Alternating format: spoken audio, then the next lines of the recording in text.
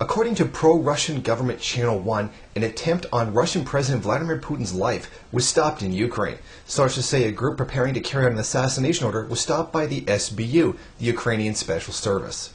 According to the Associated Foreign Press, 2 men were arrested in the Black Sea port of Odessa in connection with the plot.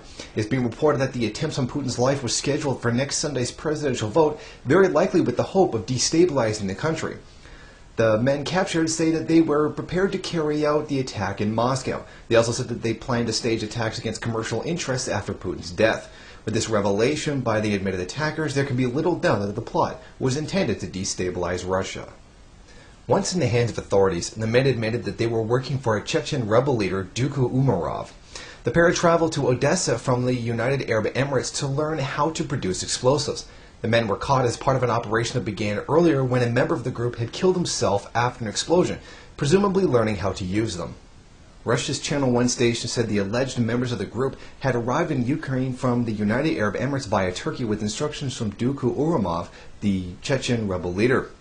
Umarov has claimed responsibility for a number of attacks in Russia in the past, including the Moscow airport bombing on January 24 last year, which left 36 people dead. There's a very good possibility the average Russian might become more sympathetic towards Putin after this attempted assassination.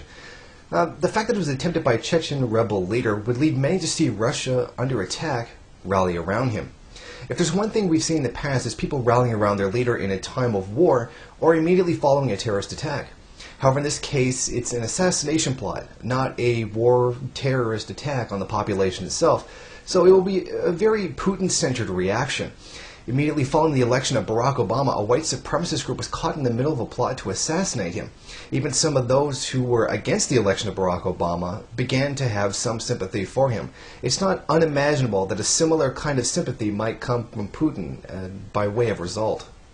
Some in Russia have cast doubt on the validity of the claim an assassination attempt was going to be made on Putin. These people have noted that a similar plot was foiled on March 2, 2008, when an attempt was made on his life in Red Square the day of the election. The accusation is clear. They are accusing the Ukrainian government of working with Putin to produce a phony terrorist attack to gain votes for him.